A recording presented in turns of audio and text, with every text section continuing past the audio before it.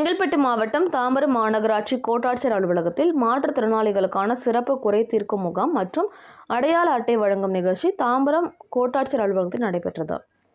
மாற்றுத்திறனாளிகளுக்கான இந்த முகாமில் மருத்துவ சான்றிதழ், அடையாள அட்டை, துணையாளர் பேருந்து பயணத்தை, வீடு இல்லாதவர்கள் வீடு விண்ணப்பம், மாற்றுத்திறனாளிகளுக்கான பட்டா, UDID கார்டு மற்றும் பல்வேறு விண்ணப்பங்களை பெற்ற தாம்பரம் வருவாய் கோட்டாட்சியர் நேர்முக உதவியாளர் பாலாஜி அவர்கள் விண்ணப்பங்களை பெற்றுக்கொண்டார்.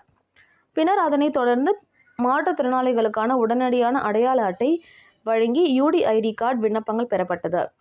செங்கல்பட்டு மாவட்டம் மாற்றுத்திறனாளி நல அலுவலர் கதிர்வேல் அவர்களிடம் படுக்கையில் உள்ள மாற்றுத்திறனாளிகளுக்காக பாதுகாப்பாளர் உதவித்தொகை நேர்முக தேர்வுக்காக செங்கல்பட்டு மாவட்டத்தை சேர்ந்த அந்தந்த ஊரில் உள்ள வருவாய் கோட்டாட்சியர் அலுவலகத்தில் சிறப்பு தேர்வு முகாம் நடத்துவதற்கு பரிந்துரைக்காக பம்மல் அன்னை தெரேசா மாற்றுத்திறனாளிகள் வெல்ஃபேர் டிரஸ்ட் இயக்குனர் பம்மல் கவிதா அவர்கள் மனு வழங்கினார்.